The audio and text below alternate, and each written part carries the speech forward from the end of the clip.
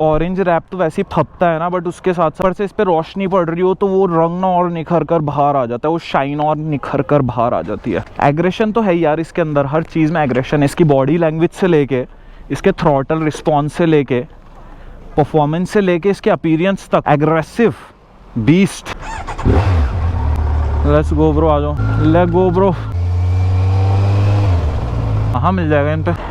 दोस्तों जब ये बिखरती है ना तो मेरा मन बिखरता है, इसलिए इसको बिखरने नहीं देना। और अभी क्या और था, हाल ही में इसके साथ थोड़ा सा एक हादसा हुआ, एंड दैट्स दिस ब्रो। निकल कर ना ऐसे लटक गया था। तो अभी इसका इलाज जो है वो 5 रुपए की फेविक्विक से हम कर देखेंगे, if the issue gets resolve. अगर ये समस्या जो उत्पन्न हुई है ये बिना किसी लपड़ झपड़ के, बिना ज्यादा मेहनत के फेविक्विक से हो जाती है सॉर्ट, तो फिर तो everything is good and fine. पर नहीं होती तो फिर उसके बाद कुछ और इलाज देखना पड़ेगा। तो ये हल्का सा कुछ इशू निकल के आ गया था रिसेंटली। और जब ये ऑब्वियस सी बात है यार, जब तुम इसे हाई स्पीड्स में ले जाओगे, बम्प्स में ले जाओगे, गड्ढों में ले जाओगे, तो इस तरह की चीजें तो उत्पन्न होंगी, because this is not meant to ride in गड्ढा। वो एक राइडर की काबिलियत होती है, एक हुनर होता है कि वो उसको हर तरह के टेरेन में चला लेता है बाइक को। But bike specifically, her bike her terrain के लिए नहीं बनी है। जस्ट लाइक कि एक ऑफ रोडर और एक ट्रैक बाइक, इन दोनों के बीच में अंतर है, इन दोनों के बीच में भिन्नता है। चिपकेगी, रुक जाओ ऐसे हो ना, धूल तो साफ करने दो। नाउ अप्लाई, नहीं अंदर भी लगाओ, थोड़ा अंदर और जाओ, नीचे जाओ।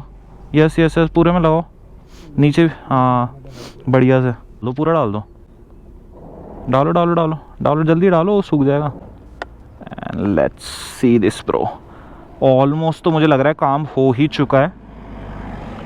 फेविक्विक का जोड़ जो है ना वो छूटे ना छूटे, ये ऐड तो हम बचपन से देखते आ रहे हैं। अब उस ऐड को क्या है, धरातल पर, हकीकत के धरातल पर उस ऐड को देखते हैं कि वो कितना खरा उतरता है। ऊपर जाके देखेंगे कि क्या ये पूर्णतः मजबूती के साथ चिपक चुकी है या फिर लूज हो रही है। सो बाबे, मेडोज एंड शेडोज के बीच से निकलते हुए हम यहाँ पर घटाएं जो है ना, वृक्ष की फैली हुई डालियां और उससे पैदा होती नीचे छांव, उसके बीच से निकल रहे हैं, ऊपर की तरफ बढ़ते जा रहे हैं। एलिवेशन गेन हो रहा है, हाइट गेन कर रहे हैं, मोड़ आ रहे हैं, कट्स बहुत प्यारे प्यारे, थोड़ा लीन करते हुए चलते हैं, लीन एक्सपीरियंस भी लेते हैं।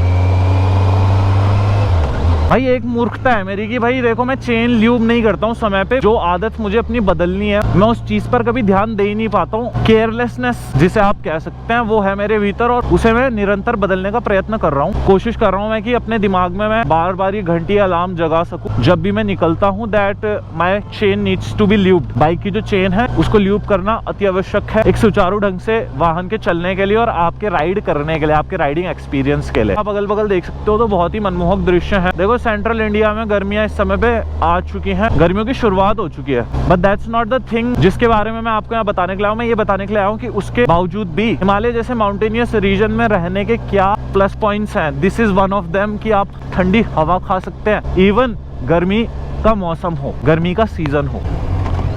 बहुत तीव्र मोड़ है ब्रो। बट एक चीज जो मैं नोटिस कर रहा हूँ कि यहाँ पर बोर्ड नहीं लगा हुआ है तीव्र मोड़ों पे। यहाँ पे व्यक्ति की काबिलियत और उसके चलाने के अंदाज पर निर्भर करता है कि वो सेफली आगे बढ़ेगा या फिर मोड़ पर चोट खाएगा। सो ऑब्वियसली जो मोड़ पर चोट नहीं खाते, जो मोड़ पर बहुत प्यार से और बहुत सरलता से आगे की तरफ कट मारकर निकल जाते हैं। भगाने की भी जरूरत नहीं, इतना स्मूथली ले जा रहे हैं, कोई दिक्कत ही नहीं है। दोस्त, इस वक्त पर हम मसूरी टोल पर पहुंच चुके हैं। यहाँ पर QR वगैरह ऑनलाइन पेमेंट्स नहीं होती है, तो कैश लेकर अपने साथ चलें। छुट्टा लेकर चलेंगे तो आपके लिए सहूलियत होगी, भैया के लिए भी। क्यों भैया, कितना हो गया भाई जी टोल? 12? तो ये तो कम हो गया, 25 से 12 हो गया। दोस्तों, we are at Mussoorie toll plaza. Dehradun की बाउंड्री यहाँ नीचे है और इसके ऊपर प्रस्थान करते हुए आपका मसूरी। यहाँ पर 12 से 13 रुपए आपके व्हीकल, 2 व्हीकल का टोल है, 2 पहिया वाहन का, और मुझे लगता है 35 रुपीज़ या 40 रुपीज़ तक आपकी गाड़ी का टोल है। तो दिस इज द प्लेस जहाँ पर आपको रुकना है नेक्स्ट अपने सफर पे, when you are going to Mussoorie. तो दोस्तों, फिर मोड़ों को चूमते हुए अपने सफर में आगे की तरफ झूमते हुए हम बढ़ते हैं। क्यों, क्या बोलते हो? इतने प्यारे कट्स हैं तो यहाँ पर तो हम ट्रेन से, भाई यार थोड़ा तो चलाने दो यार, 70 तक तो चलाने दो। 40 पे चला रहा हूँ मैं, 40 पे बोल रहे हो तुम यार। 40 से 70 के बीच में चला रहा हूँ। मेरे पीछे वाले जो है ना वो थोड़ा घबरा जाते हैं, उनको फोबिया है हाई स्पीड से। तो उस चीज को मद्देनजर रखते हुए मैं थोड़ा संभल कर चल रहा हूँ, वरना मेरी आदतों से तो आप परिचित हैं, you know that how I do it, किस प्रकार से मैं चीजों को संचालित करता हूँ, किस प्रकार से मैं चीजों को चलाता हूँ और जीवन में निरंतर आगे बढ़ता जाता हूँ। वादियों की तरफ आप आते हैं ना, प्रकृति के जब आप दीदार करते हैं, आपको समझ आता है कि this is the most important thing, this is the thing जो अंत में मैटर करती है। एट लास्ट धन धरा का धरा रह जाता है, संसाधन जंक खा जाते हैं, बट एक चीज है जो कभी ना खराब हुई निरंतर खुद को रिजेन्युएट करती रहती है, निरंतर खुद को रूपांतरित करती रहती है। That's nature. रूपांतरित मीन्स को जो बार बार बदलती रहती है वक्त के अनुसार। सीजन आते हैं, फसलें बदलती हैं, मौसम बदलते हैं, फिजाएं बदलती हैं, हवाएं बदल जाती हैं। दोस्तों, क्या नहीं है जो नहीं बदलता? प्रकृति में कुछ ऐसा नहीं है जो एक प्रकार एक समान हमेशा रहे। ये निरंतर बदलावशील है। And that's the thing. खुशहाल हेल्दी जीवन, एक स्वस्थ जीवन, एक खुशहाल लाइफ। हर कट के साथ एक नई कहानी, एक नई दास्तां है जो पहाड़ लिख देते हैं। अपने रंगों से, अपनी घाटियों की ऊंचाइयों से लोगों को आश्चर्यचकित कर देते हैं, अचंभे में छोड़ देते हैं। दैट्स वाई पहाड़ों की मान्यता है मित्र। लद्दाख में क्या डिफरेंस है ब्रो? मौसम को छोड़ के और बताओ। मैं प्राकृतिक डिफरेंसेस बताऊं ना, प्राकृतिक परिवेश में अंतर बताऊं तो सबसे पहला अंतर तो ये है कि ये जो लैंडस्केप है ना, ये ट्रॉपिकल है। ट्रॉपिकल यानी कि यहाँ पे जो जलवायु है उसमें नमी है। उत्तराखंड में हाँ, नमी का कारण क्या है कि मिट्टी गीली है। मिट्टी गीली होने का कारण क्या है कि नदियां जो है ना, और उमस जो है, नीचे गर्म है, समतल जमीन गर्म है, और ऊपर की तरफ जाओगे अगर तलहटी इलाकों में तो वो ठंडे, वहां से पानी नीचे आ रहा है पिघल कर। वहाँ क्या सिस्टम है कि वो है रेगिस्तान। जैसे हिमालय के ऊपर की जमीन जो है वो बंजर है, हिमालय के ऊपर बसा हुआ क्षेत्र है, यानी कि वो तिब्बतन प्लेट्यू में बेस्ड है, लद्दाख जो है। सबसे बड़ा डिफरेंस तो ये, अगर आप सरलता से समझो इस चीज को, तो हिमालय उस ऊंचाई पे है जहाँ पे जलवायु, एयर जो है वो थिन हो जाती है। वहाँ सांस में नमी नहीं है, वहाँ हवा सूखी है। वजह से क्या है कि जमीन की जो मिट्टी है ना वो बुरबुरी है, उसमें पानी मौजूद नहीं है। हाँ, जो नदियां हैं जैसे जांस्कर नदी हो गई, आपकी अन्य नदियां हो गई जो लेह से निकल रही हैं, शोक नदी हो गई, ये जो सारी रिवर्स हैं ये अपने पैच पर, जिस रास्ते पर वो बह रही हैं, उसी इलाके को फलदार बना रही है। वहीं आसपास तुम्हें थोड़ी हरियाली और कुछ पेड़ नजर आएंगे। उसके अलावा जो दूर दराज तक फैले हुए मैदान है, पठारी मैदान, वो सब सूखे हुए हैं, क्योंकि हिमालय की वजह से 12 मासी ठंड रहती है। सामान्य तापमान 5 डिग्री है। यहाँ क्या है, यहाँ सामान्य तापमान जो गर्मियों में भी हो जाता है वो ऐसे 15, 20, 25, 30 डिग्री। वहाँ 30 डिग्री सोच ही नहीं सकता व्यक्ति की कभी तापमान पहुंचेगा, क्योंकि हिमालय के ऊपर है। तो रेत में नमी नहीं है। जैसे ये मिट्टी यहाँ बगल में देख रहे हो, इसको पानी नहीं मिल रहा तो ये सूख कर बजरी बन चुकी है। इसीलिए वो इलाका जो है वो कोल्ड डेजर्ट कहलाता है हिमालयी क्षेत्रों में। और हिमालय के ऊपर जो तिब्बती पठार में, तिब्बतन प्लेट्यू में जो माउंटेनियस रीजन है, जो पहाड़ी इलाके हैं, उनमें पहाड़ सूखे हुए हैं। ये मतलब नहीं है कि वहाँ पे प्राकृतिक संसाधनों की कुछ कमी होगी। वहाँ अन्य तरह का प्राकृतिक संसाधन है ना। ये साधन किस तरह से कि भारत की सबसे हाईएस्ट हाइट पे बसी हुई सॉल्ट लेक्स जो हो गई, ऊंचाई पर बसी हुई सॉल्ट लेक हो गई आपकी, सोने की खान, अलग अलग तरह के जो जमीन में पदार्थ पाए जाते हैं ना, जो इलेक्ट्रिक बाइक्स में आपने देखा है जो बैटरी में लिथियम यूज होता है, इस तरह की जो चीजें हैं, इस तरह के जो प्राकृतिक संसाधन वहाँ की मिट्टी के अंदर प्रचुर मात्रा में मौजूद है पहले से ही। तो एक तो ये फायदा हो गया। दूसरी चीज ये है कि वहाँ का जो पानी है ना वो हिमालय के ऊपरी क्षेत्र है, तो उस वजह से पानी का जो रिसोर्स है, वर्ल्ड का सबसे क्लीनेस्ट पानी उन जगहों पे मौजूद है। तिब्बत से लगे हुए क्षेत्र है। तिब्बतन प्लेट्यू का जलवायु है, उसके फायदे भी हैं और साथ साथ हिमालय के फायदे भी हैं। भाई ये है कि वहाँ जीवन थोड़ा कठिन है। मैं लास्ट टाइम जब गया था तो मेरे को बताया गया कि वहाँ ना सब्जियां जो है वो जब नीचे से लोगों ने वहाँ जाना, आवागमन शुरू करा ना, नीचे के लोगों ने ऊपर जाना, सड़कें बनी, व्यवस्था हुई, लोग जुड़े, नीचे के लोगों के लिए वहाँ जाना सरल हुआ। बाद वहाँ सब्जियां इंट्रोड्यूस हुई। उससे पहले मोस्टली मीट कंजम्पशन था वहाँ 90 to 99%, क्योंकि जमीन में उगता नहीं था ना, तो मीट पर निर्भर थे। जैसे कि हमारे पहाड़ों में सब्जियां है, लेकिन उसके बावजूद भी मीट की खपत ज्यादा है, क्योंकि ठंडे इलाकों में मीट ज्यादा खाई जाती है, सरलता से उपलब्ध भी हो जाती है। सब्जी उगाने से ज्यादा सरल है पशुपालन करना।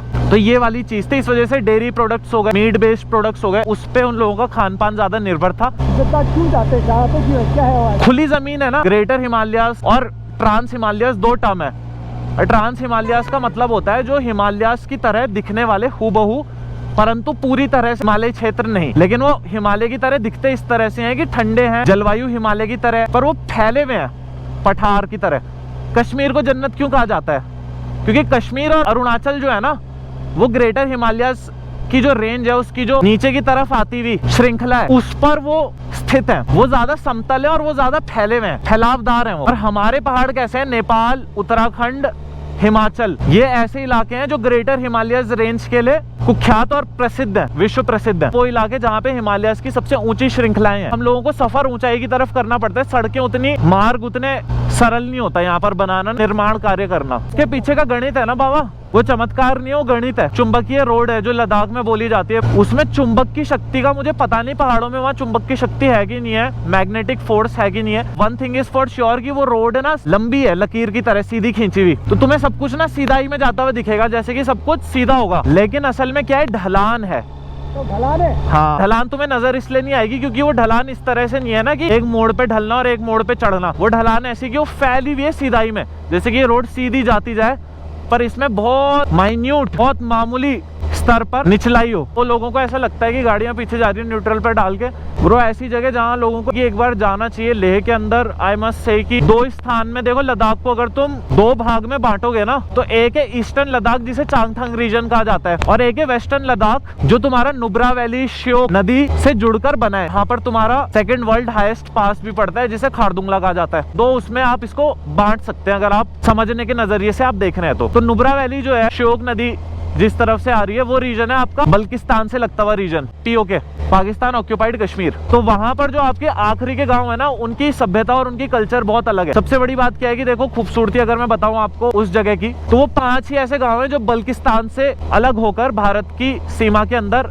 जुड़े, आज भारत का एक अभिन्न अंग है। तो उसके पीछे की कहानी ये है कि जब वहाँ जंग चल रही थी 1960-1970 के दशक की बात होगी, तो उस वक्त क्या हुआ, जब जंग हुई रातों रात, तो वो इलाका बॉर्डर नहीं होता था। आधे लोग जो थे, कुछ उनके घरों से काम करने के लिए पेशावर अन्य अन्य जगहों पे गए हुए थे, कि जॉब थी, कोई कारीगर था, किसी की दुकान थी, कोई पेशावर था, कोई रावलपिंडी था, इस्लामाबाद था। तो जब रात में जंग हुई, तो अगले दिन सुबह वो गांव भारत के पास थे, क्योंकि जंग में रातों रात नक्शे बदल जाते हैं। तो वो भारत की सीमा के अंदर वो गांव आ गए। तो अब जब वहाँ बॉर्डर बन गया, तो उसके बाद वहां से आवागमन पूर्णतः बंद हो गया। आपने सुना होगा, अगर पाकिस्तान से भारत को यात्रा करता है या भारत से पाकिस्तान जाता है, तो वाघा बॉर्डर के थ्रू जाता है। तो कॉरिडोर और बॉर्डर में बहुत अंतर है, ये दोनों चीजें बिल्कुल अलग है, विभिन्न है। फॉर एग्जाम्पल की बॉर्डर जो है, बॉर्डर की पॉलिसी है 0 टॉलरेंस पॉलिसी, कि वहां से पंछी भी पर नहीं मार सकता। हाँ, वो गैर कानूनी, उसके साथ साथ दंडनीय भी है। कॉरिडोर का मतलब है 2 देशों की सीमा को जोड़ रहा है, जहां से आप पेपर वर्क और अपने प्रॉपर वीजा और दस्तावेजों को बनवाकर सफर कर सकते हैं। तो आज भी अगर किसी को उन जगहों से जिनके परिवार पाकिस्तान में रह गए, जाकर अपने बिछड़े परिवार से कभी मिलना होता है, या पाकिस्तान से जो लोग बिछड़ गए उनको अपने लोगों से आकर मिलना होता है, तो वाघा बॉर्डर आते हैं। हाँ, वाया पंजाब में जो आपका कॉरिडोर है। उनके जो आधे घर वाले, आप बिलीव नहीं करोगे, जब मैं उस गांव में गया तो उनकी कहानी अगर आप सुनोगे, उनकी कहानियां कुछ इस तरह की कि हमारा आधा परिवार वहां रह गया। उनके आज भी